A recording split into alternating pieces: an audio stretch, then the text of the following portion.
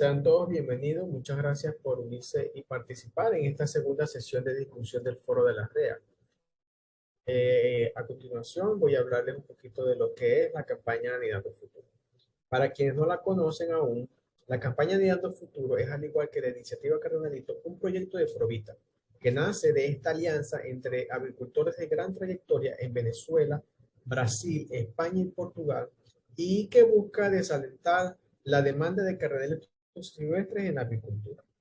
El corazón de la campaña es el promover este rol activo del agricultor como garante de que esta especie que tanto nos apasiona tenga la oportunidad de levantar vuelo en libertad y lograr la recuperación de sus poblaciones silvestres.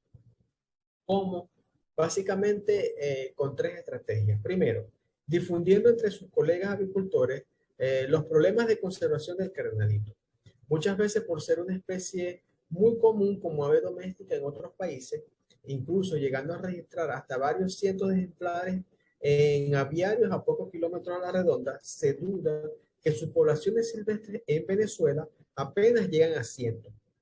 Como segunda estrategia o aporte que pueden hacer es desalentando la demanda de cardenalito silvestre en los planteles de cría, resaltando los riesgos y desventajas de introducir estos ejemplares silvestres de cardenalitos en sus aviarios. Algunos de ellos pueden ser alejarse de estos estándares de concurso que tanto a todos nos interesa, aumentar el riesgo de introducir enfermedades en tu aviario y con ello todas las consecuencias derivadas de estas acciones. Y como tercera estrategia está mantener un rol activo promoviendo prácticas de cría que permitan el manejo de las poblaciones de cardenalitos que ya están en los aviarios sin necesidad de introducir ejemplares silvestres en ellos. Atendiendo particularmente este tercer punto, pensamos que una forma de promover estas prácticas de cría sostenible es creando espacios de discusión, como el de este foro. En este ciclo de foros de la REAC tendremos el lujo de discutir con agricultores de gran trayectoria y reconocidos en el mundo de la agricultura sobre diferentes tópicos en la cría de cardenalitos y básicamente cómo manejar los aviarios sin necesidad de incorporar ejemplares silvestres. Si quieres saber más de la campaña de Ando Futuro, los invitamos a visitar y seguir nuestras páginas en Facebook e Instagram. Paco, por acá estoy viendo algunos comentarios. Paco desde España, llevo criando alrededor de 10 años, aunque actualmente ya no lo puedo hacer, lamentable Paco, pero bueno. Germán desde España, soy novato por un par de años con una parejita. Gracias, Germán, por ese comentario, buenísimo. Vemos que nos siguen bastante españoles. Bueno, les comento que en esta segunda sesión de nuestro foro abriremos el tema de discusión sobre condiciones de alojamiento e infraestructura en la cría sostenible. Tendremos la participación, la presentación a cargo de Francisco Reyes. Francisco es biólogo y es doctor en ciencias biológicas de la Universidad de Sevilla. Cuenta con más de 30 años de experiencia en la cría de aves canora y Francisco también es juez de color de la Confederación Ornitológica Española y es miembro activo y destacado de la red de especialistas agricultores amigos de Cardenalito o REAC del grupo de trabajo en España. Ahora le voy a ceder la palabra a Francisco para que inicie con su presentación. Francisco, ¿puedes compartir pantalla? Hola, buenas noches a todos. Creo que me veis bien, ¿no? Perfecto. Adelante, Francisco, todo tuyo. Bien, bien, perfecto. Bueno, como decía Lisandro, la idea de hoy es centrarnos en un detalle particular, ¿no? En lo que son las instalaciones, en lo que es el hardware, vamos a decirlo así, para criar cardenalitos con éxito. Bueno, ya Lisandro me ha presentado. A pesar de ser biólogo, de ser doctor en biología, como comentabas y tal, realmente estoy un poco aquí más por la pasión de criar aves que por todo lo anterior, ¿no? Y por el compromiso quizás de devolver un poco a este ave algo de lo que nos ha dado, ¿no? Yo la he criado durante muchos años, he disfrutado muchísimo viendo los cardenalitos criar y y ahora, pues, desde hace bastantes años tengo la necesidad o la inquietud de verlos criar en la naturaleza también. Entonces, como decía Lisandro, una de las iniciativas o de la idea de la iniciativa es promover las prácticas de cría sostenibles y saludables para hacer que el cardenalito cada día se críe más en cautividad y para hacer que no sea necesario en absoluto, como no lo es, ya lo veréis vosotros, los que escribís desde España, seguro que lo evidenciáis, como no es necesario recurrir a los cardenalitos silvestres para tener un buen plantel de cría, ¿no? Entonces, la idea de hoy, al igual que otras charlas, es centrarnos en las instalaciones, centrarlos en la infraestructura que es necesaria para criar cardenalitos, ¿no? Yo he separado esta charla en 3 puntos principales. Vamos a hablar de instalaciones, de lo que es espacios, vamos a hablar de utensilios y vamos a hablar un poco de manejo, aunque ya también en el resto de charlas se ampliará mucho la parte de manejo nutricional y otros tipos de manejo, pero yo voy a relacionarlo lo que es manejo de instalaciones y manejo de utensilios, ¿no?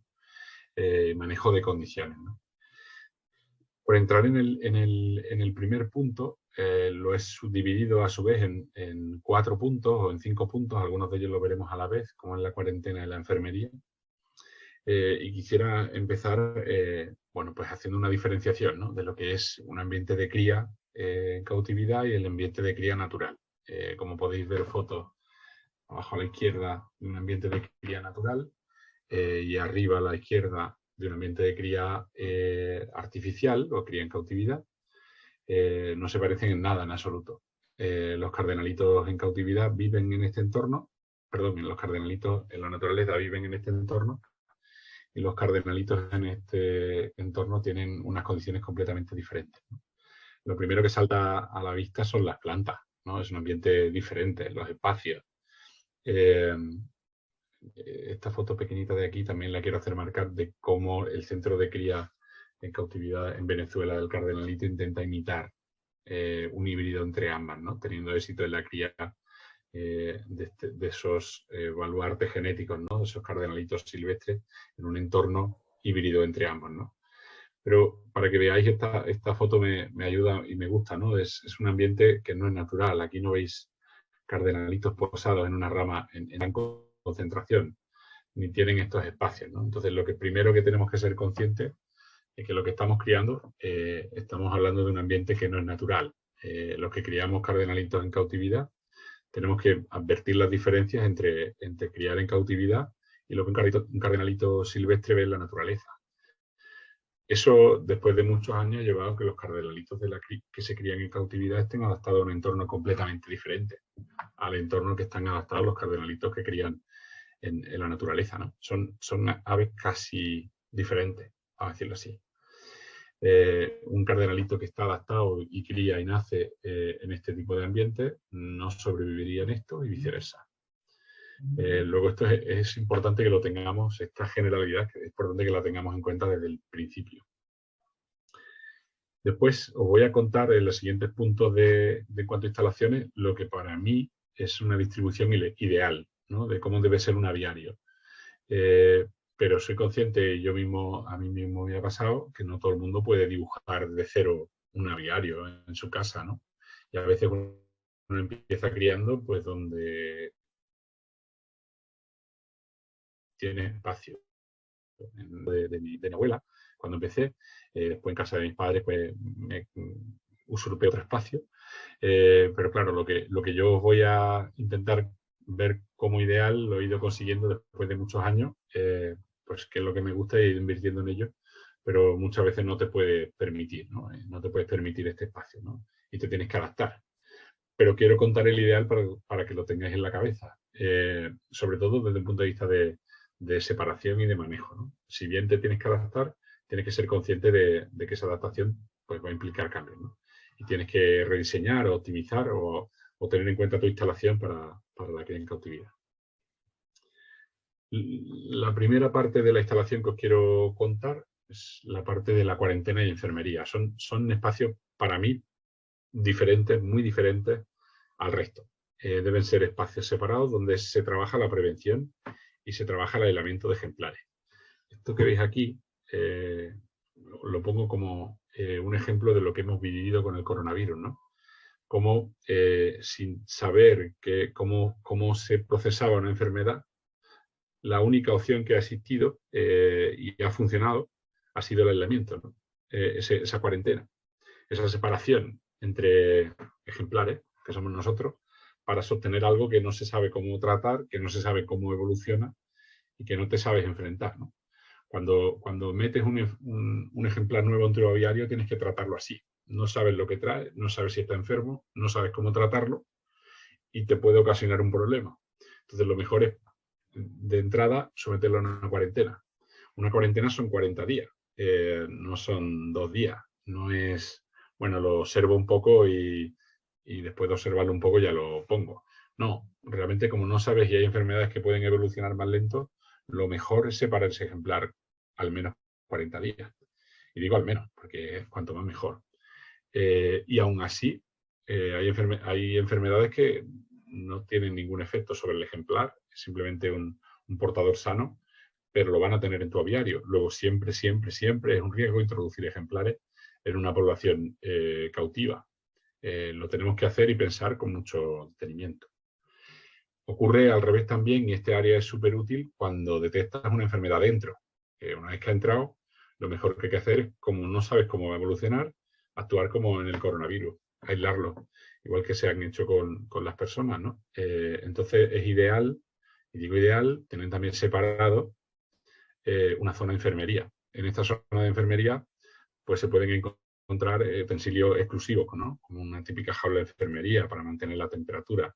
Es ideal tener todo separado. Hablo de comedero, bebedero, cualquier utensilio que no sea usado también en otra de las estancias, ¿no? Y es importante también tener en cuenta el manejo. No sería una zona de enfermería y no sostendrías la prevención o el aislamiento si, por ejemplo, nosotros hubiésemos estado aislados, pero pudiéndonos pasar de una casa a otra.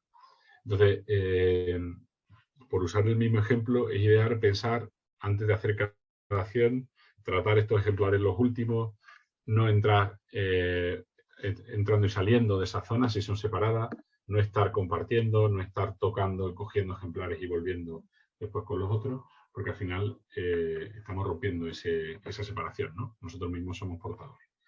Tenemos que pensar siempre en cualquier manejo y cómo se maneja esas dos áreas, concretamente la enfermería y la zona de cuarentena, que idealmente deberían de estar separadas del resto del aviario, lo más separada posible, y cómo hacemos ese manejo entre ambas, ¿no? Tener siempre en cuenta esto. Una de las instalaciones para mí, o una de las estancias más importantes para la cría en cautividad de cardenalitos, lógicamente, es la zona de cría. La zona de cría a mí me gusta separarla de la zona de muda. Primero porque son espacios donde ocurren fisiológicamente cambios diferentes. En uno, el ejemplar se tiene que inducir a criar.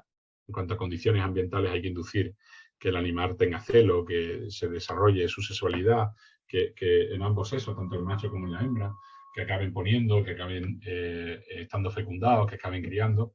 Esas condiciones ambientales son muy diferentes de las zonas de muda. Idealmente, también tenerlos separados permite tener vacío sanitario. Cuando los animales están criando, no están en muda. Entonces la zona de muda está vacía, está limpia y simplemente tiene su propia cuarentena. Y viceversa, cuando los animales están de muda, la zona de cría está vacía, limpia, en cuarentena. Como digo, siempre es lo ideal. A veces no podemos tener dos zonas ampliamente separadas. Y muchos tenemos las zonas de muda y de cría en el mismo espacio. Tendremos que implementar manejo, tenemos que poder controlar las condiciones. En muchos casos la iluminación, la temperatura. Hablaremos de ello más tarde, ¿vale? Pero en principio, o idealmente, como decía, serían o deberían de ser zonas separadas.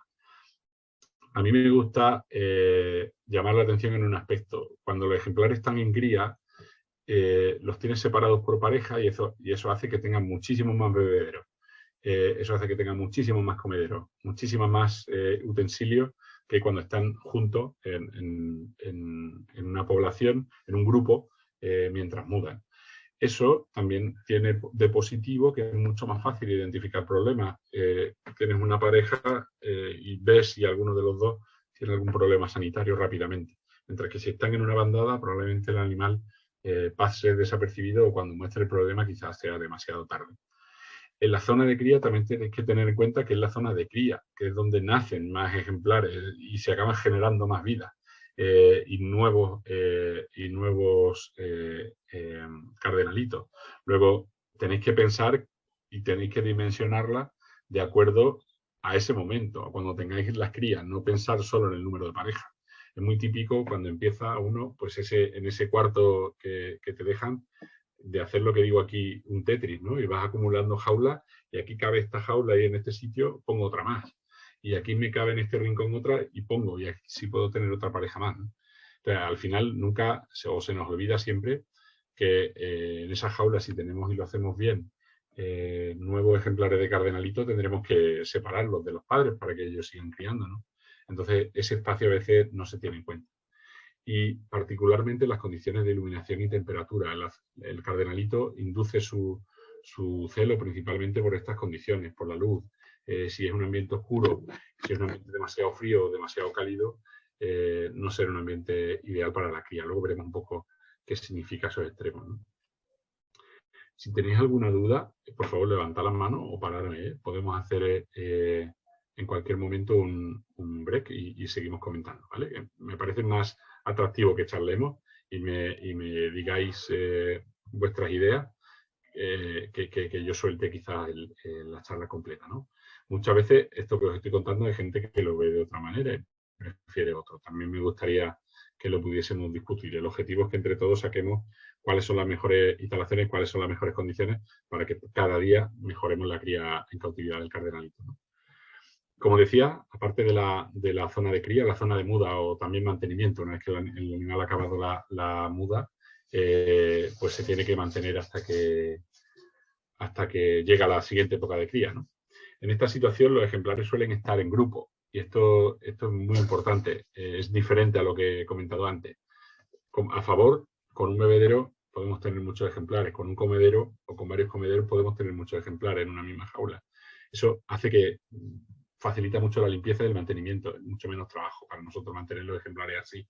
Pero en contra, es mucho más difícil mantener o detectar las condiciones o detectar problemas principales de salud. Los ejemplares tienden a engañarnos, ¿no? A no mostrar su debilidad hasta que ya verdaderamente supone un problema, ¿no? Y más en grupo. Tienden a esquivarse, ir hacia otro lado, no se dejan ver bien y cuando ya evidencian una patología, pues puede ser demasiado tarde. Luego aquí hay que dedicar mucho más tiempo a la observación, hay que estar mucho más pendiente y ahora os voy a poner un vídeo, si consigo que el YouTube funcione, para que veáis un poco cómo se comportan los ejemplares de cardenalito cuando están en esta zona. Hay muchísimos formatos y dimensiones de estas zonas de muda o de estas voladeras, ¿no? Luego veremos algunos. Y hay que prestar especial atención a que las condiciones de iluminación y temperatura son diferentes a las del otro área. En Venezuela no hay mucha diferencia entre estaciones.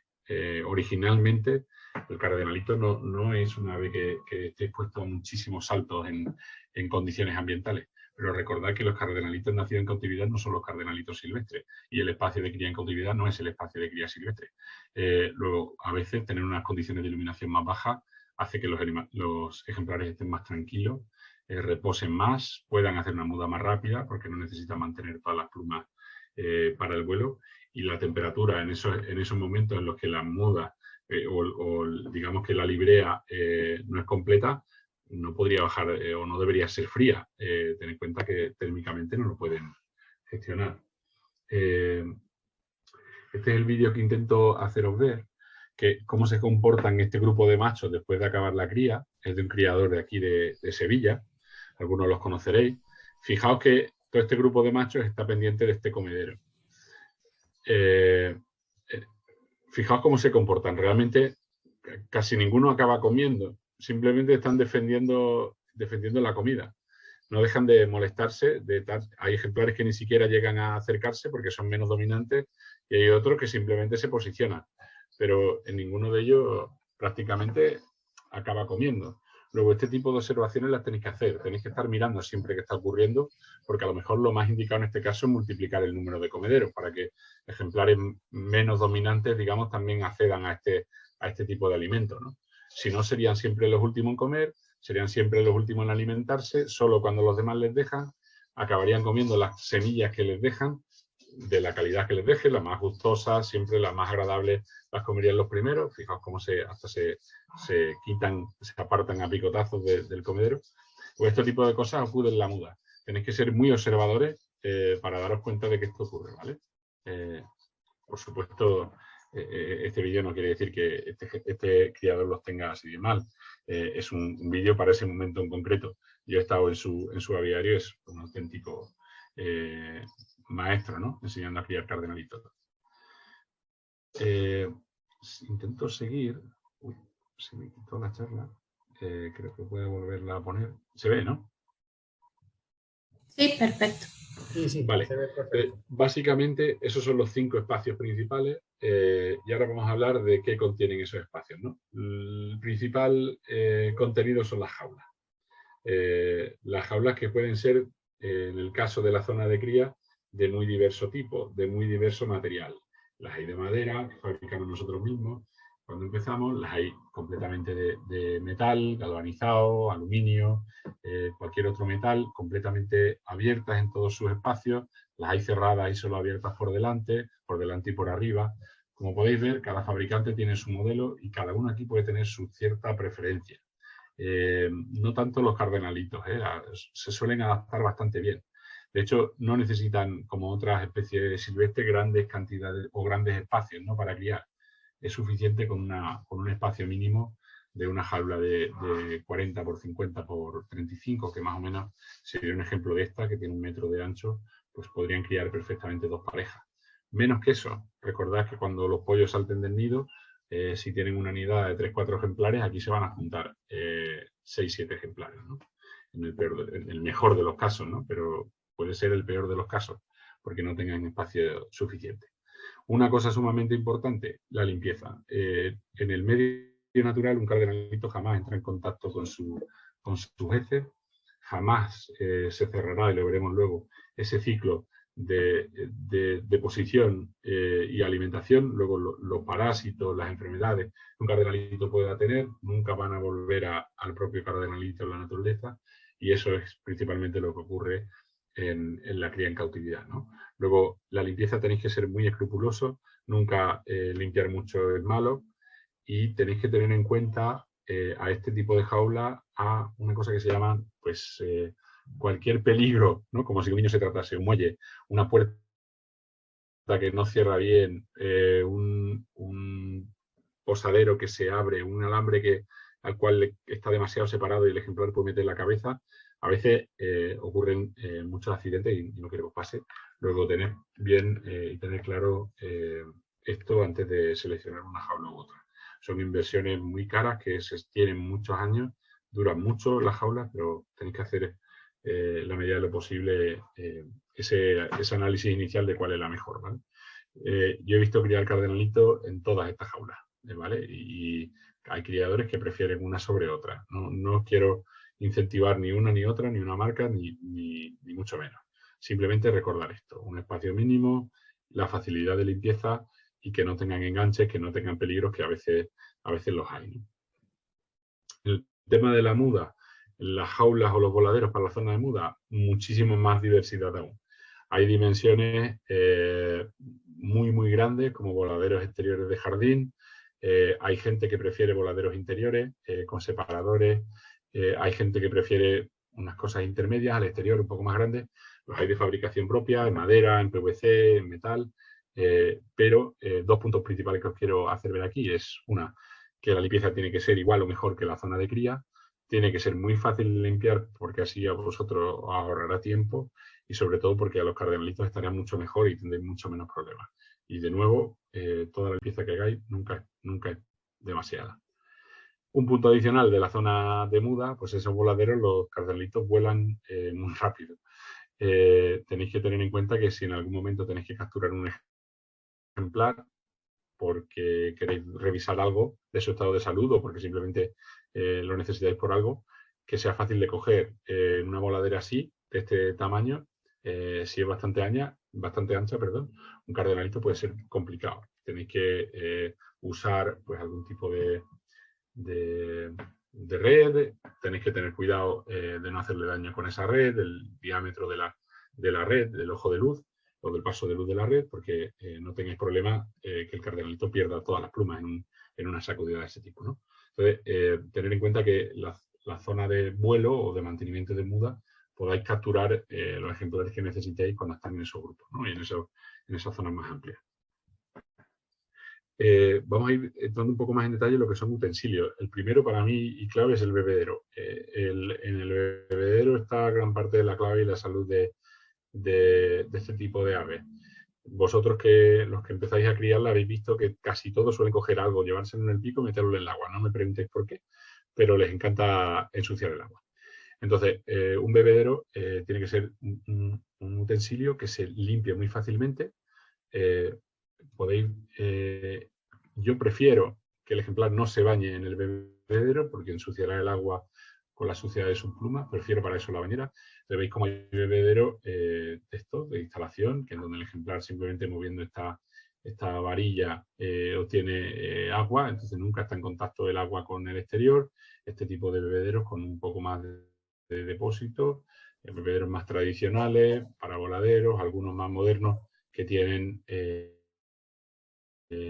incluso alguna forma para impedir que el ejemplar se bañe, ¿no? Cualquiera es igual de bueno, pero tenéis que tener siempre en cuenta que la salud está un poco relacionada y tenéis que evitar que esto sea una fuente de problemas. Sean fáciles de limpiar y yo personalmente prefiero que no se bañen en el bebedero y que se bañen en otro utensilio que luego veremos, ¿no? Como son las bañeras. Particularmente prefiero tener un par de juegos de bebedero. A veces es una inversión cara porque acabas teniendo todo duplicado. Pero a mí me ayuda para tener algunos en limpieza, en remojo con lejía, por ejemplo, mientras que el resto está en uso, ¿no? Así, pues siempre tengo, todas las semanas los cambios, siempre tengo bebederos limpios, ¿no? Los comederos más de lo mismo, existen infinidad de formatos. Podéis ver comederos tipo tolva con una cantidad o que alberga una cantidad enorme de semillas o de piensos. Comederos más tradicionales, de materiales nuevos, tipo así corridos, ¿no? De compartir, incluso semilleros muy pequeños. Una cosa que os quiero llamar la atención aquí es que, igual que los bebederos deben de ser de fácil limpieza, a veces hay modelos que cuesta la vida llegar a los rincones y allí se acumulan pues palomitas, incluso cualquier otro hongo, si llega a haber cierta humedad en el ambiente. Entonces debe de ser de fácil limpieza. Yo sugiero que sea de un tamaño adecuado, no tiene sentido para una jaula de un solo cardenalito tener medio kilo de comida expuesta al ambiente, puesto que va a durar en una eternidad. Y tampoco poner, como hemos visto antes, un comedero de este tipo para una jaula donde hay 20 cardenalitos, ¿no? Porque solo hay un orificio para comer, entonces entre ellos se van a disputar la mejor posición, ¿no? Y en cuanto a posición, la colocación de ese comedero, también con respecto al bebedero, es sumamente importante. Procurar siempre que el agua esté separada de la semilla o del pienso lo máximo posible. Un cardenalito suele ir a comer, estar un rato comiendo y suele ir a beber acto seguido. Si en el camino tiene un posadero, pues por lo menos se limpiará el pico, ya que no tienen servilletas, entre la comida y la bebida. Pero lo más probable, y lo veréis todos los que tenéis este tipo de aves pasas, que acaba la comida dentro del bebedero. Entonces, cuanto más espacio pongáis en medio, más facilidad o tiempo le dais al animal para que cuando llegue el agua no tenga restos de comida y por tanto el agua se mantenga más tiempo limpia. En cuanto a las bañeras, sí. En cuanto a esto de los comederos, ¿alguno tendrá alguna ventaja en particular? Es que no hay un comedero que sirva para siempre. Me explico, no hay un formato que valga para todo. En una boledera hay veces que un comedero que tiene cierta capacidad pues te permite ausentarte algo más de tiempo porque puedes dejarle más comida. Cuando tenéis un pájaro solo en una jaula, ese mismo comedero no es nada útil. Luego, no hay uno que sirva para todo. En inglés la expresión me sale, pero no sale en español. básicamente es eso. Tenéis que, para cada situación, para cada momento, hay un comedero que puede ser mejor que otro. Y ahí también está pues, la visión y la observación del criador. Eh, no puedo ayudar. Cualquiera de estos puede ser, bueno, yo no tengo casi todo. Algunas veces prefiero este tipo de comederos cuando están criando. Cuando quiero poner una cantidad de alguna golosina o semilla para interactuar con ellos, no le pongo mucha cantidad, prefiero esto. Y otras veces cuando están en voladeras o en mantenimiento, pues este tipo de comederos puede ser más interesante, ¿vale? Pero siempre que sea fácil limpiar, sería lo único que os puedo aconsejar.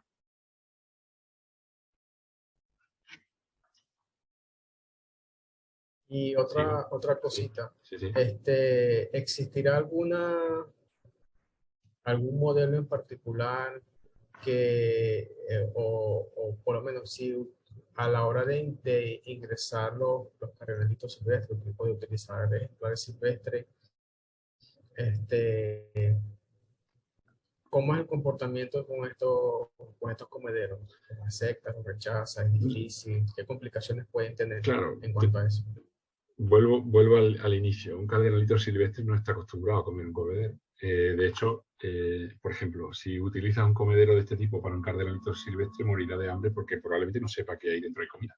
No va a meter nunca la cabeza en ese agujero para comer. Entonces, eh, cuando en el caso de que tengáis que hacerlo, preferiblemente que no sea el caso, puesto que cualquier ave nacida en cautividad podría comer en cualquiera de estos, ya ha aprendido seguramente de sus padres a hacerlo. Intentar siempre que el animal vea la semilla, que las tenga disponibles, que no esté cerca del bebedero, que no se le moje, que sea fácil de limpiar el comedero, pero que el animal se adapte poco a poco a ella y al comedero en sí. A veces también pasa en otros exóticos mucho más que al cambiar de comedero no te das cuenta, pero el animal de repente lo rechaza porque está buscando que su comida es esta y la asocia a un color y a una forma. Entonces te vas a otro comedero y de repente no sabes por qué el animal no está comiendo. Importante el ojo, importante la observación, sobre todo con este tipo de aves.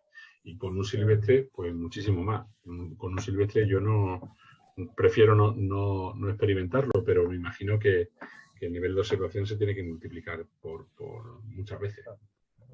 Sí, o sea, que definitivamente con los ejemplares silvestres todo se complica. Sin duda Aquí alguna, tenemos, sin exacto, dudísima alguna. O sea, no me tenemos cabe a ninguna Enrique, duda que todo es una complicación. perfecto. Tenemos a Enrique también que levantó la mano y quiere hacer una intervención. Enrique, Hola, buenas tardes, ¿cómo están? buenas Francisco, un tardes. abrazo. Un Excelente la abrazo, Enrique. exposición, ¿no?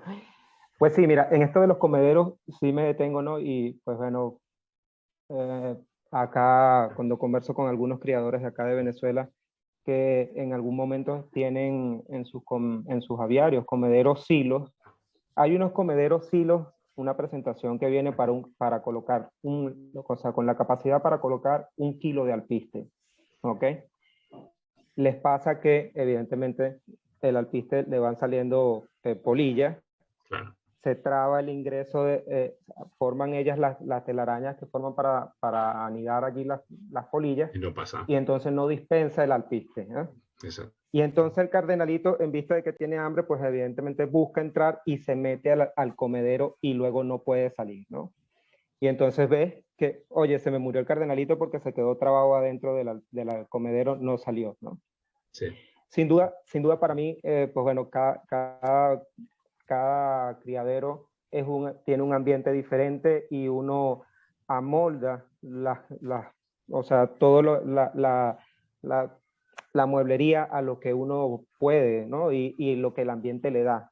Pero sin duda, yo en el caso del trabajo con cardenalitos silvestres en el centro de conservación, para mí es una herramienta ideal los lengüeteros, ¿no? Porque te permiten ver que ellos observen la comida, ¿ok? Y tienes mayor control, ¿no? Nosotros en el centro de conservación trabajamos por peso, entonces las raciones que se le dan pesadas para poder monitorear el consumo, ¿ok? Y los lengüeteros es una herramienta para mí esencial, ¿no? Porque además tú no solamente ves eso, sino que le proporcionas pequeñas cantidades y en alimentos que tienden a enmohecerse rápido, porque como te digo, cada ambiente es diferente. Acá en el centro de conservación, pues bueno, el ambiente en el sitio donde estamos es bastante húmedo, lo que quiere decir que las raciones de alimentos que puedan enmudecerse tienen que ser pequeñas para poder retirarlas a las pocas horas. Y pues bueno, en este caso el lengüetero es lo ideal, ¿no? Hace un momento conversabas de los bebederos y vi que dentro de los bebederos no publicaste los bebederos tipo bola, ¿no? Estos que se utilizaron en un principio se amoldaron, pasaron de los roedores, aquellos bebederos para roedores, y luego se pasaron para aves, ¿ok? Con estos también yo observaba acá en Venezuela quienes te llaman y te dicen, oye, es que el pájaro se murió teniendo agua, pero no sé, o sea, se murió y no sé por qué. Y tú le dices, ¿qué bebederos tengo? ¿Tienes bebederos tipo bola? Entonces sí, tengo bebederos tipo bola, porque acá sí son bastante como que es la moda, ¿no? Y resulta que los bebederos no dispensan agua porque cuando los cierran quedan aprisionados con aire y no dispensan. Entonces se murieron con agua, pero se murieron en realidad de sed porque no les dispensó el agua, ¿no? No sé si ustedes han tenido la experiencia también con esto. Sí. De hecho, incluso hay un intermedio, no sé si allí se ve, que es un bebedero que ya no tiene bola, aparentemente es un tubo fino, pero simplemente por tensión superficial el agua se queda y no llega a salir, ¿vale? Es igual que los que tenéis de bola, pero sin bola, vamos a decir así. Okay. El cardenalito cuando mete el pico, entonces sí que rompe la tensión superficial del agua y ya le da de beber, ¿no? Pero le ocurre exactamente igual. Tú en el tubo ese, que suele ser metálico, igual tiene una burbuja de aire que el agua queda bastante lejos del pico y el animal lo bebe. No bebe. Pues no es un error del animal. Yo creo que ese es un error primero, de que el criador no lo observa bebiendo. Tienes que estar pendiente cuando le cambie un bebedero a un pájaro, de estar seguro y asegurarte que ha encontrado la forma de beber y beber.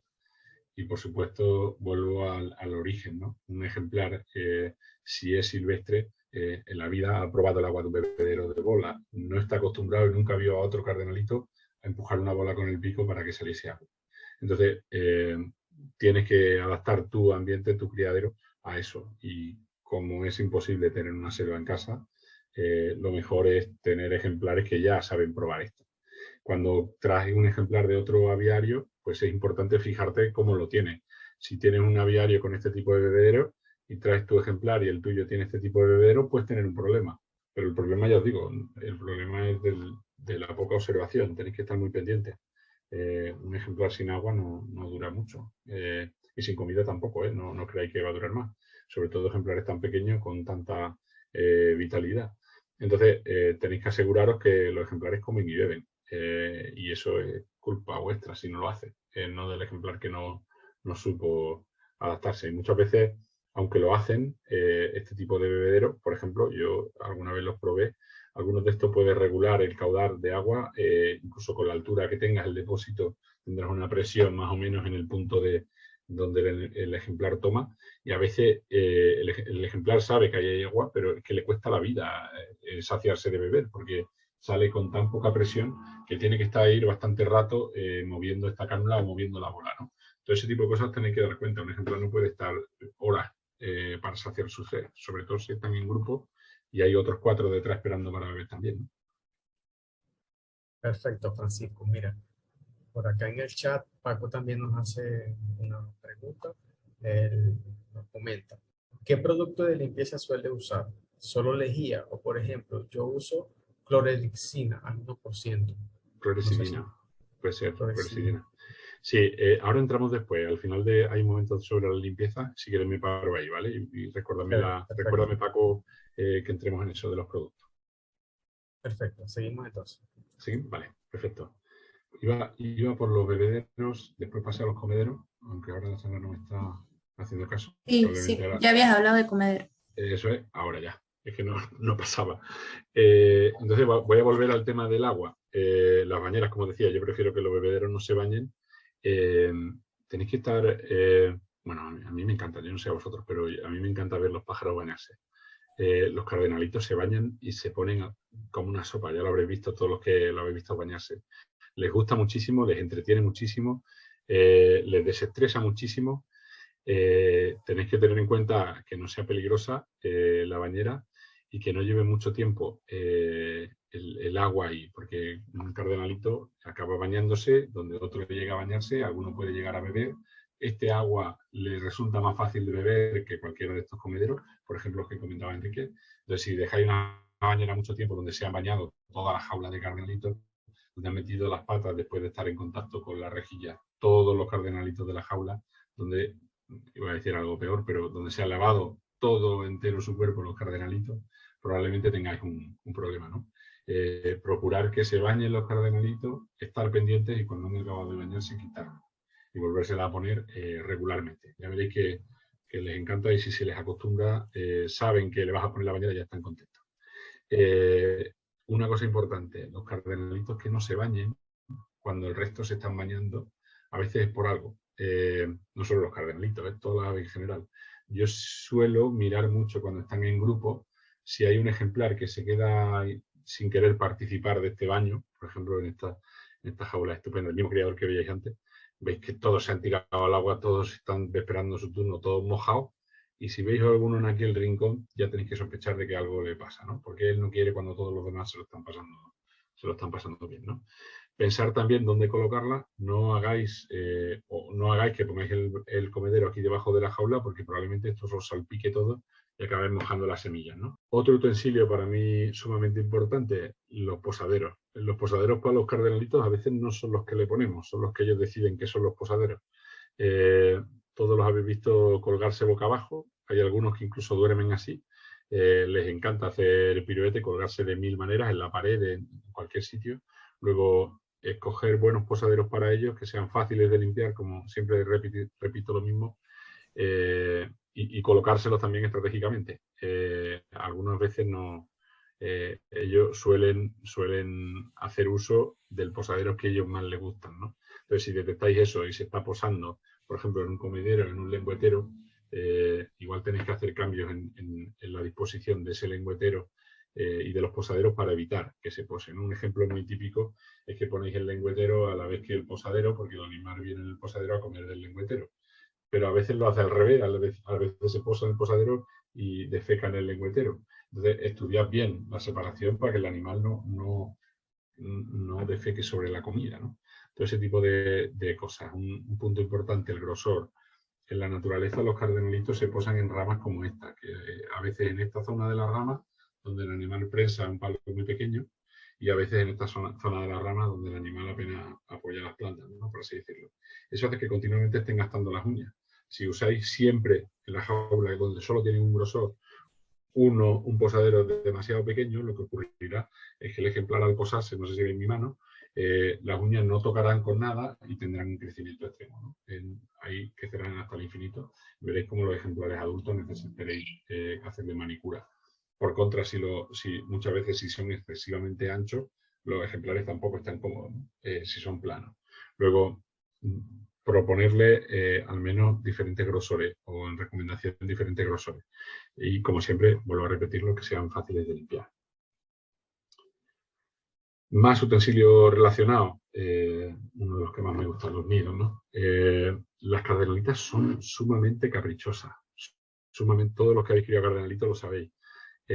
Prefieren lo que prefieren. No le vale el mismo material a todas las cardenalitas de la vida. Hay algunas que construyen unos nidos preciosos y otras que no le ponen mucho esfuerzo a aquello, ¿no? Lo que sí que he notado es que muchas veces el color, incluso siendo aves que ya llevan mucho tiempo en cautividad, a mí me parece que los colores oscuros o colores naturales, de este marrones, suelen ser más atractivos. Esas fundas que tenemos muchos, que son también fáciles de limpiar, que son blancas completamente, hay ejemplares que no les atrae y a veces buscan hacer el nido en un comedero y no van allí, ¿no?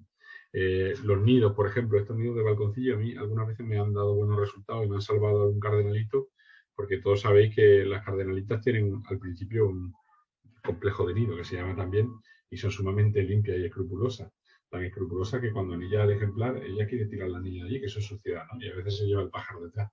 Entonces, este tipo de nidos con balconcillos a veces hace que la cardenalita, aunque tire de la anilla, el ejemplar no caiga al suelo de la rejilla. Se puede quedar, volver a caer dentro del nido, incluso por aquí, y lo podéis rescatar a tiempo, ¿no? Sumamente importante la observación. sumamente importante. Cómo las hembras hacen los nidos, cuándo, dónde lo quieren hacer, dónde mueven el pasto y cómo lo construyen y lo deconstruyen son síntomas de buen criador, ¿no? Los diámetros, también tener en cuenta que en el mercado hay nidos para razas de canario de postura pesada, con un diámetro como de casi 10 centímetros, y ese diámetro claramente no es adecuado para un cardenalito. Lo más probable es que la hembra ponga los huevos y no sea incapaz de mantenerlos agrupados, con lo cual la incubación no es perfecta, ¿no? Y otras veces la propia profundidad del nido, ¿no? A veces la cardenalita tiene un nido excesivamente profundo y cuando está posada en el borde no es cómodo llegar a los pollos en los primeros días de vida que están al fondo, ¿no? Y viceversa, pues esos pollos grandes que están todos apretados en un diámetro muy pequeño, ¿no? Están muy pendientes a todo ese tipo de cosas. No os puedo recomendar uno porque yo mismo he probado mucho, al final acabáis encontrando el que se adapta a una cardenalita y a veces tenéis 2 o 3 nidos diferentes y veis cuál va mejor con alguna o con otra, ¿no? Cada maestrillo, como se dice, tiene un poco su librillo.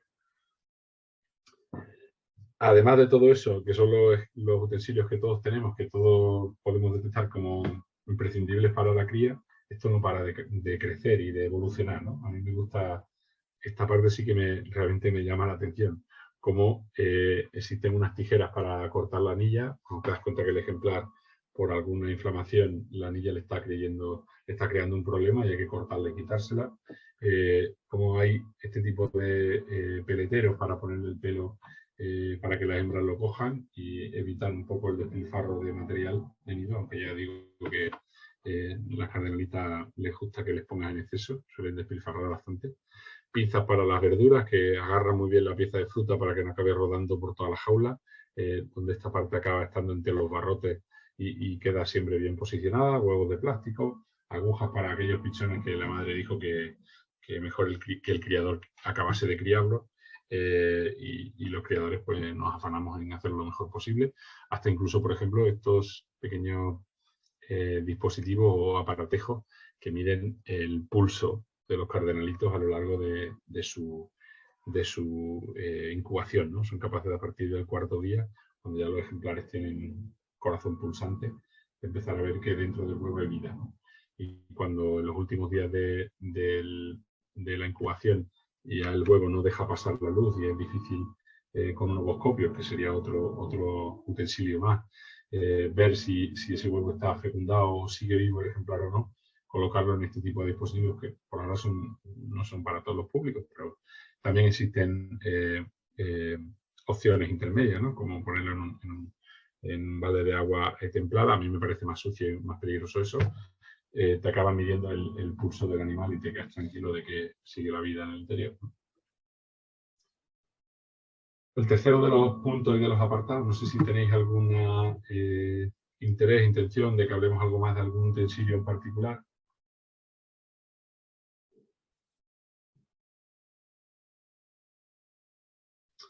No, pues si no volvemos al final a ello. El tercer punto de la charla es el manejo. Ya no estamos hablando un poco de hardware, como decía, de instalación, pero el manejo que os decía al principio que voy a centrarme es el manejo de la instalación, ¿vale? Es el manejo no nutricional, no voy a hablar de alimentación, lo dejo eso para otras charlas, otras sesiones que tratarán estos temas, pero voy a hablar un poco del manejo de las condiciones, ¿no? De las instalaciones. El primer punto para mí importante con los cardenalitos, le pasa también a otras aves, pero yo lo he notado mucho con ellos, es lo que les encanta la rutina. Son aves muy rutinarias. Fijaos cómo prensa esta rama, por ejemplo, como decía antes, ¿no? El grosor.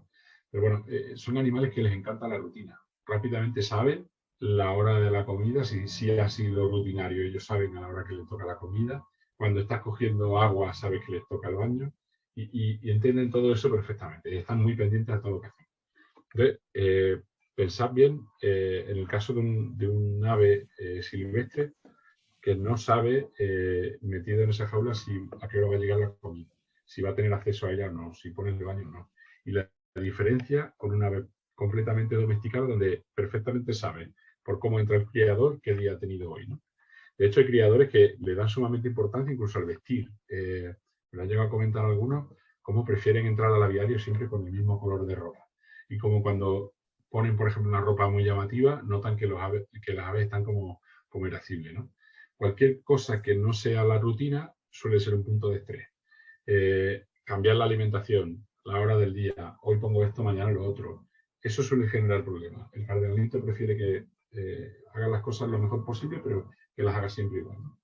Entonces, no hacer ese tipo de cambios, no poner hoy una semilla, mañana otra, pasado otra, no cambiarle de posición los comederos, ni un comedero por otro, no coger un pájaro, meterlo en otra jaula y al día siguiente volver a traer a esta, no juntar grupos y separarlos bruscamente, porque todo eso a los cardenalitos les afecta. Y muchísimo más si son silvestres. Los silvestres en esto pueden llegar a sufrir mucho.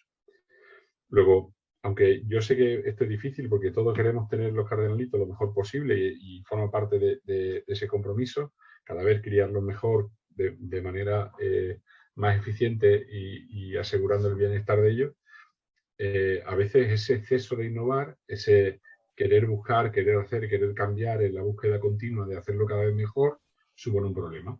Supone un problema porque no estamos probando lo último que sale, estamos cambiándolo constantemente porque así crees que puede ser mejor y creo que no es lo más adecuado para este tipo de aves. Volviendo al punto, y aquí pararme un poco como comentaba Paco, a la limpieza. Fijaos cuántas veces he dicho que toda limpieza no es poca. O toda limpieza siempre es poca. Cuanto más limpio seáis, muchísimo mejor. De hecho, a mí me gusta que, combinado con la rutina anterior, penséis bien cómo limpiáis. No solo limpiar. Un día coges y te levantas y empiezas a limpiar. No, sino cómo estoy limpiando, cada cuánto estoy limpiando, por qué estoy limpiando así, qué limpio antes y qué después, si tiene sentido hacerlo así o hay otra forma mejor de hacerlo. Que hagáis como un plan de limpieza, que tengáis planificado por qué vais a limpiar los comederos tal día o con qué, por qué en este orden, si primero la rejilla, después los palillos y después los comederos, o una vez por semana la rejilla, 2 veces al mes los comederos, como queráis, pero que sea algo planificado, sentaros un momento con un papel y hacer ese trabajo y pensar por qué y cuándo es la mejor opción, ¿no? Os he comentado antes también que tener el material duplicado es verdad que es un coste adicional que a veces uno no se puede permitir. Recordadlo del principio, que todo esto es lo ideal y no siempre uno se le puede permitir, pero tener un material duplicado, uno mientras se lava y el otro en uso, eso ayuda bastante. Se trata siempre lo que os decía al principio de la charla, en la naturaleza el cardenalito nunca o tiene mucha menos probabilidad de cerrar ese ciclo de transmisión de patógenos, ¿no? Entre las deyecciones y la alimentación. En la jaula esto no es tan fácil. El ejemplar está comiendo, se lleva la comida, la apoya en el posadero, donde ha pisado antes una rejilla que estaba sucia, ¿no? Esto es mucho más complicado. Luego tenéis que tener en cuenta eso, lo que os decía, de los juegos de comederos y bebederos y de cómo el animal se mueve dentro de la jaula. Y por último, el uso de detergente y tensioactivo. Aquí me paro un poco lo que decía Paco. ¿Cómo lo hago yo? Yo suelo limpiar primero, una cosa es la limpieza y otra cosa es la desinfección. Son cosas separadas. De hecho, muchos detergentes, muchos desinfectantes, como la clorexidina, puede que no tengan efecto alguno si el material no está previamente limpio. Imaginaos bien, lo voy a exagerar mucho, ¿vale? Una buena capa de material sucio, de suciedad, a la que aplicáis por encima clorexidina. A veces en algunos puntos puede que ni llegue a empapar, y ni en concentraciones. Y químicamente acaba alterándose por el contacto con las heces, ¿no? Le pasa a la lejía. Si una rejilla está limpia y la pones en lejía, probablemente sea un buen desinfectante, pero si la lejía está sucia, muy sucia, puede que incluso a veces no llegue la lejía a toda la rejilla, ¿no? o la bandeja. Luego, procurad bien que no haya restos antes de desinfectar. Para desinfectar, la clorexidina es súper bueno. Seguro que Enrique tiene algún consejo más que yo. Yo uso Virkon, por ejemplo. Soy incapaz de decir químicamente la composición porque es un nombre súper largo. Y encima lo alterno también. Uso lejía para limpieza, algún detergente tipo Mistol o antigrasa. Primero, yo en su día conseguí una vajilla de segunda mano que arreglé yo mismo.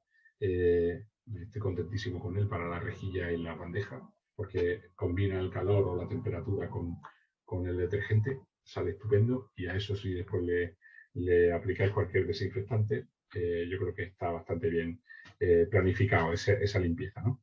No sé si Enrique o Paco queréis comentar algo sobre esto. Bueno, yo en mi caso, yo coincido mucho contigo, ¿no? Yo simplemente, cuando tú lees los desinfectantes, pues evidentemente ellos actúan sobre superficies que están limpias, ¿no? Si tienen evidentemente materia orgánica allí, el porcentaje de desinfección o de esterilización, no de esterilización porque realmente es desinfección, se reduce, ¿ok? Entonces, pues evidentemente hay que hacer primero una buena limpieza para después desinfectar, ¿no? Y lo otro en lo que coincido contigo, pues es que hay que rotarlo. Yo no me puedo quedar solamente con un desinfectante, ¿no? El cloro o la lejía, pues para mí es uno de los mejores y es bastante económico.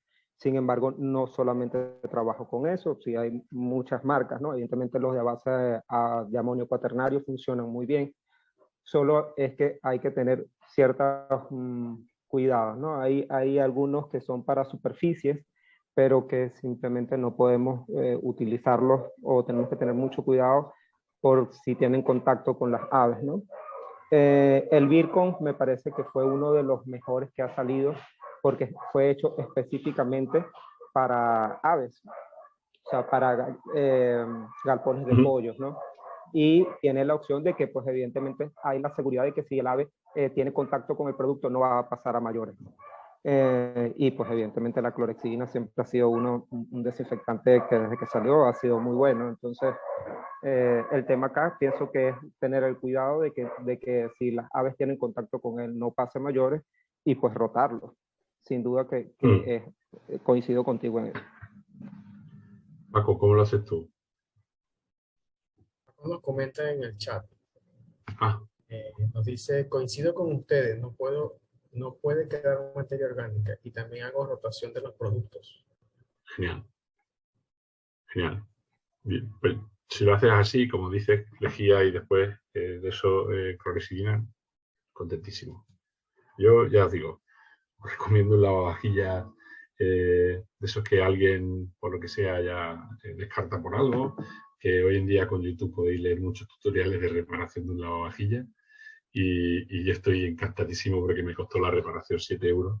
Es verdad que lo tuve que subir a un segundo piso, eso me costó un poco más, pero a día de hoy las rejillas se limpian solas y después una vez limpias, pues con algo de Virkon y en su caso algún otro. Aquí, por ejemplo, uno súper fuerte conocido en España, el Total, huele muy fuerte, pero en su día funcionaba muy bien y rotando uno con otro, ya digo que no tendré ningún problema. Como siempre, como dice Enrique, cuidado con las aves que algunos de ellos no entren en contacto ni con la comida, ni con la bebida, ni con las propias aves, lógicamente.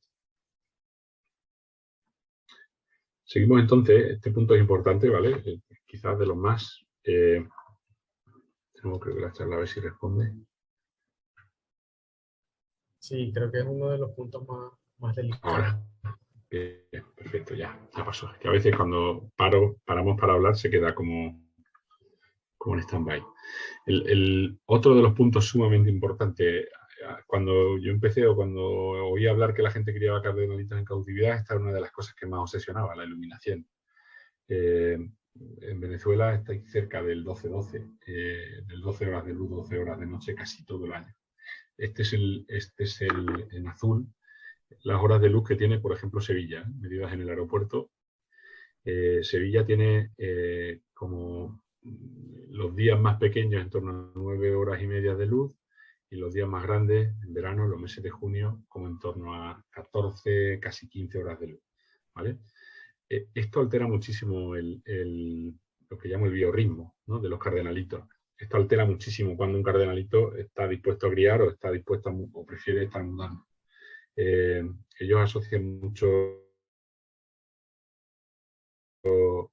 eso a diferentes condiciones y cambian su plumaje, se predisponen a cantar o a buscar pareja dependiendo de esto. Entonces tenéis que tener en cuenta cómo manejar esto si vuestro sitio no dispone de esta iluminación. ¿Cómo se maneja la iluminación? Hoy en día pues, es bastante fácil. Hay numerosos tubos fluorescentes, incluso algunos con capacidad para añadir al espectro luces ultravioleta, para simular un poco la luz solar. Luces LED, tubos fluorescentes, bombillas, incluso reguladores de todo tipo para hacer vuestro propio ciclo. Fijaos cómo es el ciclo, o uno de los ciclos que hago, por ejemplo, con algunos canarios o incluso con los cardenalitos. En rojo es el ciclo que hago con los machos y en morado el ciclo que hago con las hembras. Semanalmente voy modificando la luz, las horas de luz desde los meses de diciembre y voy haciendo que esta curva que ocurre bien entrada la primavera, a principios del verano, se acelere para yo poder criar en los meses de marzo. Intento estimular primero a los machos porque su desarrollo del aparato reproductivo es más lento.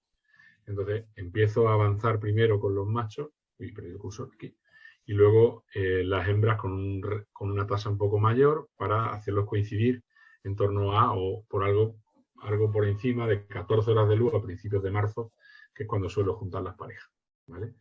Hay gente que lo hace mucho antes, gente que cría casi en diciembre o en enero, aquí en el hemisferio norte, en el hemisferio norte, en nuestras latitudes. Yo nunca criaría con menos de 12 horas de luz. Creo que es un atraso, el cardenalito probablemente no tenga ganas de cantar ni de criar. Creo, puedes probarlo, pero seguro que en mi experiencia no va a funcionar. Y tampoco me iría a horas de luz de 15 o 16 horas. Por encima de eso, creo que como veis, el ambiente natural no llegan, no es necesario tener tantas horas de luz y también es bueno dormir, ¿no? Lo que sí que es importante que tengáis en cuenta es que no es bueno dar esos saltos de fotoperiodo. No uséis de repente una bombilla puesta 12 horas cuando el día de antes o la semana de antes el cardenalito tenía solo 9 horas de luz. Y otra parte que a veces se olvida, que no solo va de horas de luz, sino también de intensidad de luz. Una pequeña bombilla de un frigorífico puesta en un rincón del aviario, probablemente a una jaula que está en otra punta, en ese Tetris que os decía al principio, en la parte de abajo, apenas tengan luz suficiente, ¿no? O intensidad de luz suficiente. Yo os recomiendo algunas aplicaciones que hay en el móvil. Ya sabéis que los móviles tienen, como este que yo tengo, no hace falta que sea caro, tienen un sensor para cambiar el brillo de la luz de la pantalla según la luz que tenéis, ¿no? Cuando estáis en el exterior da más brillo, cuando estáis a oscuras va a tener un poco para no gastar tanta batería. Ese mismo sensor, además es bastante sensible, con una pequeña aplicación que hay bastantes y gratuita, os puede servir para chequear la intensidad de luz que tenéis en el aviario, ¿no? Y podéis iros a esa jaula que tenéis en el rincón de abajo, meter el móvil con esa aplicación y mirar la intensidad de luz que llega allí. No solo serán 12 horas de luz, sino que además yo os recomiendo que tenga al menos 300 lux, que es una medida de intensidad, ¿vale? Lumen por metro cuadrado. Es sencillo, es barato y os servirá para ver que, oye, yo tengo 2 horas de luz, pero mi cardenalito no tiene la intención de criar, mi hembra no tiene ni siquiera ese abdomen abultado, ¿no? No tiene la necesidad. Es que tú tienes 2 horas de luz, pero el cardenalito todavía estaba durmiendo allí, aunque tú lo tuvieses la luz encendida en aquel rincón, ¿no? O sea, tener en cuenta todo esto es importante. El siguiente punto de la luz es la temperatura. Al principio yo siempre oía a la gente más mayor que yo que empezaba a criar cardenalito, que solía usar estufas para que no bajase tanto la temperatura en los meses de invierno. Desde luego Venezuela tiene un clima paradisíaco en ese aspecto, pero los que vivimos aquí en Europa, sobre todo en Centro Europa, no tenemos esa suerte. Entonces, temperaturas por debajo de 18 grados, como son animales que regulan diferente a nosotros la temperatura, pues no les sienta bien. Les puede suponer una fuente de estrés y que aparezcan incluso enfermedades. Y por encima de 32 igual. Aquí en Sevilla, esos aviarios que a veces pues en el exterior alcanzan 40 grados, hay que ingeniárselas para de alguna manera que el interior no supere los 32 grados. Entre 18 y 32 grados yo nunca he visto que haya problemas, pero cuanto mejor controlado tengáis esto y lo sepáis manejar, mejor. A día de hoy, desde equipos de aire acondicionado, equipos de refrigeración o equipos de calefacción, pequeña estufa con un simple termostato, os puede ayudar a mantener la temperatura, aunque no la pongáis a 30 grados en invierno. Hoy día la luz, la electricidad no está tan barata para hacer estas cosas, pero simplemente para evitar problemas, ¿no? Ponéis poner un termostato a 15 grados, a 16 grados y que solo funcione cuando verdaderamente el aviario cae por debajo de eso. Y por supuesto, pues, como siempre, como en las casas, todo lo que invirtáis en aislamiento lo recuperaréis en reducción de la factura de luz, ¿no? Igual que la iluminación, es importante que no haya cambios bruscos. Yo me di cuenta cuando instalé unos extractores que tenía una carencia el extractor, unas determinadas horas de luz al día, pero cuando veía la temperatura y la registraba, resulta que cuando funcionaban los extractores sacaban el aire del aire de fuera, entraba aire nuevo y pegaba un salto la temperatura de 4 o 5 grados. De repente yo tenía el entorno controlado, pero al accionar los extractores, pues de repente sustituían ese aire caliente que estaba dentro por un aire frío en cuestión de minutos. Eso no es bueno. A veces mejor una velocidad del extractor mucho más baja para que la entrada de aire sea constante y no de esos saltos de temperatura, ¿vale? Ten en cuenta esas cosas. Voy a mantener esta gráfica para hablar también de la humedad, y después también hablaré de otra cosa que no está mucho en los libros y no se comenta mucho, que es la calidad del aire. La humedad tiene ciertos límites. Es buena, es positiva, para, por ejemplo, evitar la pérdida de peso de los huevos de cardenalito durante la incubación. Si el ejemplar sufre mucha pérdida de peso por una humedad baja, eso hace que se debilite mucho, que se concentre mucho todos los nutrientes del huevo y no sea un desarrollo embrionario feliz. Entonces puede acabar en aborto, puede acabar que el ejemplar no tenga fuerzas y esté deshidratado para romper el cascarón. Y por el otro lado, valores por encima de 60 a 65 grados, pues son los valores donde muchos hongos filamentosos que crecen, por ejemplo, en semilla o sobre las deyecciones, tienen su preferencia. Luego, aquí hay un valor límite, ni por encima de ni por debajo de, y también depende de la época del año. Si no estoy criando, puedo permitirme estar un poco en torno al 40%, ¿no? Por debajo. Para eso hay equipos de humidificación y deshumidificación. Fíjate que vuelvo a decir que todo esto es lo ideal, hay equipos para todo. Son equipos caros, pero a veces una simple fregona o un simple balde de agua en el suelo hace la misma función. Ponéis el suelo encharcado de agua y rápidamente veréis cómo la humedad sube. Tenéis que tener en cuenta eso, que sea algo que sostengáis. No se trata de, he visto la humedad al 40%, la subo al 60% y me olvido. Porque a la vuelta de horas, probablemente ese 60% haya vuelto a bajar al 40%, ¿no? Está muy relacionado también la humedad y la temperatura como parámetros físicos. Si veis, por ejemplo, en verde la temperatura de este aviario, esto realmente no es un aviario, tengo que decir que es una revista, una publicación científica sobre granjas de aves, sobre granjas de pollos de carne, pero me sirve. Es como pequeños cambios de temperatura provocan cambios bruscos en la humedad relativa, ¿no? Esta línea morada, ¿vale? Un cambio muy pequeñillo en la temperatura, una oscilación hacia arriba, hace que el aire se pueda cargar más o menos, se pueda cargar más y por tanto la humedad que tenía ahora representa un porcentaje menor, ¿no? Y por último, como decía, no siempre he mencionado para mí tanto como la temperatura y la humedad, la calidad del aire. Recordad aquella foto inicial de la diferencia entre un ambiente de cría cautividad y un ambiente natural. Seguro que la calidad de aire ni por asomo la misma. La calidad de aire en este tipo de aves que respiran a tal velocidad, pues afecta enormemente a la salud. Está publicado en aves de producción. El canario se usaba para medir la calidad de aire en las minas, podéis ver eso en bastantes publicaciones.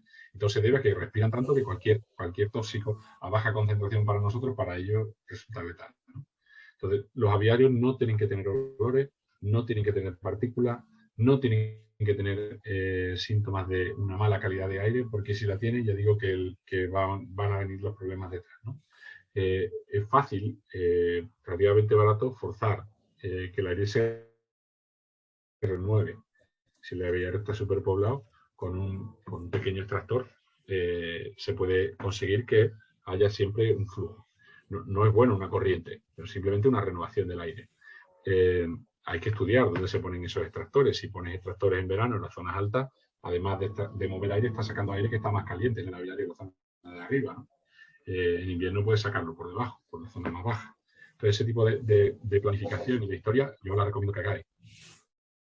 Como ratio, para que os hagáis una idea, una renovación de entre 8 y 10 son renovaciones de laboratorio, laboratorios de productos químicos. Luego, básicamente va a ser suficiente para sacar químicos en el aire, tipo amoníaco, provenientes de las deyecciones y la humedad, y el dióxido de carbono.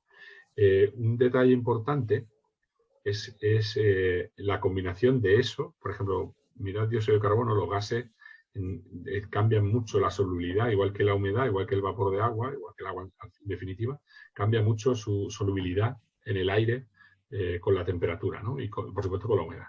Entonces, veis cómo se comporta el dióxido de carbono, o en este caso el amoníaco, en el aire. La concentración, fijaos como un simple cambio de temperatura hace que los gases son más, se disuelven peor con la temperatura. Eso hace que los niveles de dióxido de carbono bajen. En invierno, como la temperatura es más fría, puedes llegar a tener esos aviarios cerrados con mucha humedad, además se genera más amoníaco y puedes llegar a tener un problema, ¿no? Entonces, esos días de invierno donde el aviario está cerrado, hay mucha humedad, vais seguro que notáis que el aire no es el más adecuado. De nuevo, idealmente existen muchísimas tecnologías para mejorar la calidad de aire. Un simple extractor, equipos ionizadores que son liberan partículas cargadas al aire, esas partículas hacen que otras partículas pequeñas agreguen, entonces la concentración de partículas en el aire baje. Equipos ozonizadores, que son equipos que añaden ozono a una determinada concentración. Es importante que la calculéis porque el ozono también puede llegar a ser un veneno. Añaden una concentración medida al aire y eso hace que esterilice en cierta medida o reduzca el nivel de bacterias en el aire, por ejemplo. Y creo que esto es todo. Me encantaría que compartieseis vuestra experiencia y hablásemos un poco más, porque yo podría estar horas y horas, pero se trataba de tener un espacio concentrado, de hacerlo un plan revisión, y por dejar una última frase resumen, yo creo que a veces, fijaos todo lo que he dicho de limpieza y tal, no sé si la cautividad empieza un poco desde fuera. Cuando nosotros tenemos un ave de este tipo, somos nosotros los que tenemos que estar trabajando para ella. Somos nosotros los cautivos de proporcionarles las mejores condiciones y las mejores instalaciones posibles. Y ningún esfuerzo para conseguirlo es poco, ¿no? Muchas gracias por haber estado aquí y me gustaría que si tenéis alguna pregunta, pues intentar responderla. Excelente, Francisco. De verdad que muchísimas gracias por la presentación. Estuvo todo muy fluido, muy dinámico, y la información bastante precisa. Acá en el chat tenemos una pregunta de Paco. Paco nos pregunta, ¿qué podemos hacer en el aviario cuando los pájaros no pueden tomar el sol bien iluminado, pero sin sol directo? Hay complementos vitamínicos y ciertas bombillas especiales, pero no conozco mucho más respecto de eso. Exactamente. Hay ciertas bombillas especiales que intentan imitar un poco el perfil o las longitudes de onda del Sol. Intentan imitar un poco. Incluyen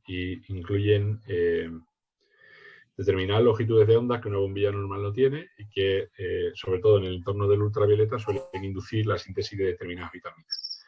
Ejemplares que nunca ven el Sol, pues tienen una necesidad adicional de que las dietas estén enriquecidas en esas vitaminas. La mayoría de las dietas que existen en el mercado ya las traen. Luego se puede criar cardenalitos en un sótano. Idealmente, como decía, o preferiblemente, si toman baños de sol los veréis, como disfrutan también, igual que del agua, ¿no? Pero si no se puede, pues podéis recurrir al uso de estas bombillas. Estas bombillas tienen una vida, no se pueden cambiar. El espectro de luz de una bombilla nunca se mantiene mucho tiempo. De hecho, muchas de estas no duran más de 6 o 8 meses. Pero tenéis que tener en cuenta esa vida, la que indique el fabricante, y tenéis que sustituirla. Pero como digo, el principal efecto acaba siendo el de la inducción de la síntesis de determinadas vitaminas y se pueden corregir con la alimentación. Excelente, excelente. Bueno, yo tengo también un par de preguntas para hacerte. La primera es de qué forma el ingreso de cardenalitos silvestres en estos planteles de cría afectaría este manejo sanitario. Por ejemplo, si tuvieras que dar un estimado del tiempo, recursos que tendrías que dedicarle al manejo sanitario cada vez que estos cardenalitos silvestres ingresan a tu plantel, diría que el costo se duplica, se triplica. ¿Cómo Es, sería es- más o menos esa es- dinámica? es casi incalculable y absolutamente no recomendable. Fijaos, si he empezado hablando de cuarentena, imaginar un ejemplar silvestre tiene que empezar en cuarentena. Tiene que empezar, ya lo hace uno criado en cautividad, pero con más razón en uno silvestre, porque el ejemplar criado en cautividad, le puedes preguntar al criador que lo ha tenido y puedes tener una historia clínica un poco de él, ¿no? Pues un ejemplar criado en la naturaleza, tienes que empezar poniéndolo en una zona de cuarentena, aclimatándolo a los comederos, a los bebederos, enseñándole a beber, a comer, a una semilla, a una comida distinta. O sea, es un reto y casi una lotería que consigáis que eso prospere. Pues realmente no sé medirte cuánto vale un cardenalito. Me parece que mucho, pero estaríais poniéndolo muy en riesgo ese ejemplar y muy en riesgo la salud del resto del aviario. Después de tener ejemplares que han pasado todo ese proceso, después de estar limpiando todas las semanas rejillas, de estar manteniendo una salud alta, una nutrición, preocupados por ello, por traer un ejemplar de la naturaleza que perfectamente podría haber sido otro mejor criado en cautividad, estáis poniendo todo eso en riesgo. No sé lo que o valoráis vosotros ese tipo de trabajo. Yo desde luego lo valoro muchísimo porque, como digo aquí, soy cautivo de las aves que tengo, me dedico en cuerpo y alma a ellas y no quiero ponerlas en riesgo. Luego, creo que no es nada recomendable y desde luego casi incalculable el riesgo que supone, ¿no?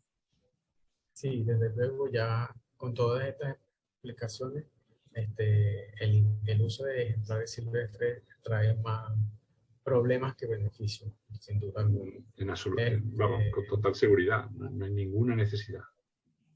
Perfecto, Francisco. Bueno, si tú pudieras resumir o según tu criterio, esos dolores de cabeza, los tres más grandes en cuanto al manejo del día a día de un plantel que ingresa a cardenalitos silvestre, ¿como cuáles serían? ¿Cuáles serían esos tres dolores de cabeza así como que, oye, no, ya definitivamente no, esto no se puede hacer por Bueno, esto? primero, a ver, desde un punto de vista legal, ¿vale? O sea, no estamos haciendo algo legal. Eso para empezar. El segundo, desde un punto de vista sanitario, como hemos dicho, estamos asumiendo unos riesgos enormes. Nos enfrentamos desde poder perder ese único ejemplar, es mala suerte, pero ojalá solo sea eso, pero te arriesgas a perder todo el plantel. Con lo cual el riesgo es mucho mayor. Y tercero, desde un punto de vista de alimentación, de adaptación, un ejemplar así supone un esfuerzo enorme. Tenéis que estar todo el día pendiente, observando si come, si no come, si se adapta bien a sus compañeros y si se adapta bien al resto del aviario, ¿no? Yo no veo necesidad. Al resto de compañeros de España no sé qué Claro. opinan, pero yo sé que en Venezuela igual lo tenéis cerca, pero intentad criar mejor con ejemplares nacidos en cautividad. Lo otro es descabellado. Claro, claro, por supuesto. Paco nos pregunta por el chat cómo podemos colaborar con el proyecto desde España. Bueno, Paco, te comento. Este, Básicamente, como se los comenté al principio, con tres, desde tres puntos de vista, ¿verdad? Primero es ayudar en la difusión entre sus colegas, la problemática de conservación que existe para el cardenalito, ¿verdad? Eh, Como segunda estrategia también es ayudar y colaborar activamente en desalentar la demanda de cardenalitos silvestres para la cría en cautiverio, pues. Y promover todas estas prácticas de cría también que permiten el manejo de las poblaciones de cardenalitos que ya están en los aviarios sin necesidad de meter, de introducir o anexar ejemplares silvestres en ellos. Básicamente esas serían como que las tres principales maneras en las que nos pueden colaborar. Y por supuesto, nos pueden seguir en la página. Ahí estamos compartiendo información que nos ayudan a promover todas estas prácticas, buenas prácticas en la cría de cardenalitos, y compartir, difundir y apoyar la campaña como tal. Ahora, Francisco, te tengo una última pregunta, algo sencillo, un escenario supuesto. Si a ti un avicultor te llega y te dice, mira, me están ofreciendo un cardenalito silvestre, ¿qué argumento podrías darle tú para desalentarlo y decirle, no, mira, no estás bien lo que estás haciendo?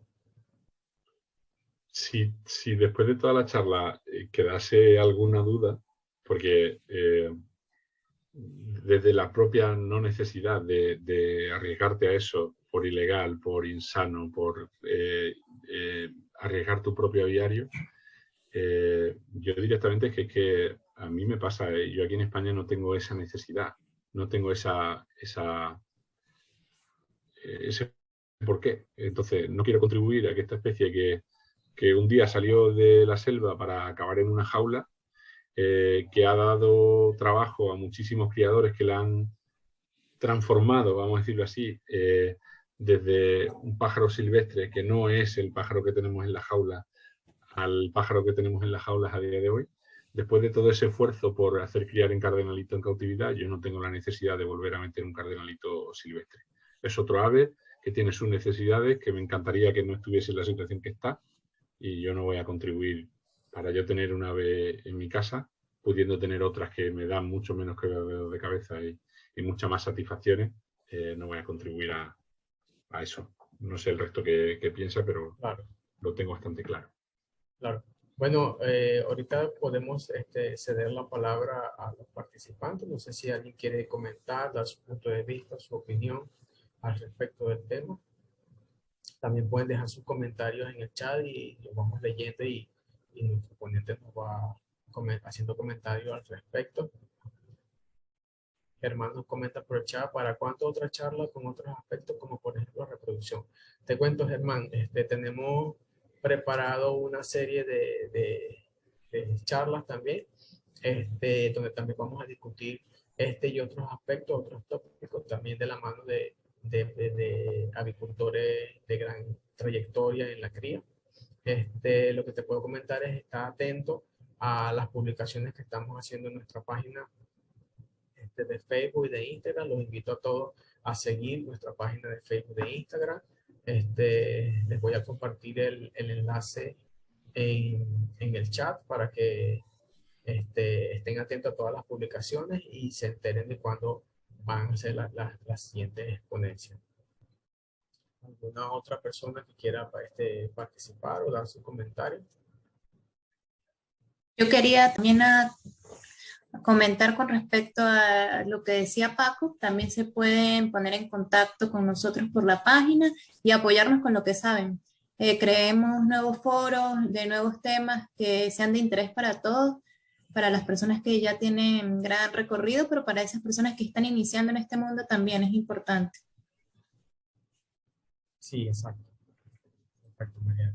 Muchas gracias también por tu aporte. Bueno, si ya más nadie tiene algún comentario al respecto, no sé si Francisco quiere dar unas últimas palabras. Pues a ver si entre todos los criadores de cardenalitos conseguimos enseñar a los que están queriendo criarlos en cautividad. Conseguimos que cada día los tengan mejores. Si alguien necesita que pues yo le pueda ayudar en algo, que me contacte a través de vosotros, por ejemplo. Y a ver si conseguimos que ni un solo cardenalito vuelva a salir de la naturaleza, y desde ese punto intentaremos recuperarlo como sea. Y los que criamos cardenalitos en cautividad, pues nos ayudemos para que eso no ocurra, ¿no? Tendremos que expulsar de nuestro gremio a la gente que haga ese tipo de cosas, puesto que no nos representan ni es bueno para nosotros que se nos confunda. Nosotros criamos este ave con la mejor de nuestras pasiones, no somos gente que contribuya a esa extinción o a esos problemas, ¿no?, que tiene el cardenalito en la actualidad. Excelente, Francisco. De verdad que muchísimas gracias por tu tiempo, por todo lo que le dedicaste a preparar este material, este contenido, para que puedan preparar y venir a presentarlo hoy en esta sesión. María Daniela, ¿querías hacer un último comentario? Sí, recordarles que en el chat les acabo de dejar la encuesta de satisfacción para que accedan a él y puedan llenarla. Está a disposición de todo para que las compartan con sus colegas, como mencionaba María Daniela, todos esos nobles criadores que estén interesados en aprender buenas prácticas de cría. Les voy a compartir también el enlace por el chat para que vayan y lo miren y se suscriban a nuestro canal. Y les comento que para nuestra próxima discusión sobre buenas prácticas en la cría de cardenalitos para garantizar el bienestar, tenemos la presentación o presentaremos el tema de alimentación y nutrición, que estará presentado por nuestro gran colaborador Herminio Conca, un destacado miembro de la REA y con amplia experiencia en nutrición. Creo que Herminio estaba en la reunión. Así que dar unas pequeñas palabras previas a lo que será tu presentación, Herminio. Hola, buenos días, buenas tardes a todos. Buenas tardes. ¿Se oye? Sí, se oye bien, perfecto. Bueno, nada. Bueno, inicialmente hablaremos los temas, sobre todo el tema principal o lo que haremos más hincapié, sobre todo es en seguridad alimentaria, ¿vale? Seguridad en la alimentación, manejo de la alimentación, más que a lo mejor centrarnos en tema de qué tipo de pastas, qué tipo de mixturas y demás, porque eso depende ya evidentemente de criadores, depende de zonas, no es igual la dieta que se puede administrar, por ejemplo, en el norte de Europa que se pueda administrar allí en Venezuela o que se pueda administrar pues en el caso del sur de España, en Sevilla, por ejemplo. Entonces, más que hablar de dietas en concreto, de qué dietas son las más adecuadas o menos adecuadas, pues un poquito la charla va a ir encaminada pues eso, a aspectos de manejo referidos a la alimentación, ¿vale? Para que desde el punto de vista alimentario pues tengamos la garantía de que no podemos llegar a desencadenar problemas en los aviarios, ¿de acuerdo? O en la cría, ¿vale? Entonces, esa es la idea. Perfecto, bien. De verdad que tenemos gran expectativa también por tu presentación y de verdad que muchísimas gracias a todos los participantes. Creo que ya tenemos que ir cerrando porque tenemos algo más de una hora en la charla, pero la verdad que valió la pena todo el tiempo que invertimos. De nuevo, muchísimas gracias a todos. Bueno, estén atentos a nuestras redes sociales, síganos, denle like y compartan la información. Nos vemos pronto. Muchísimas gracias a todos. Saludos.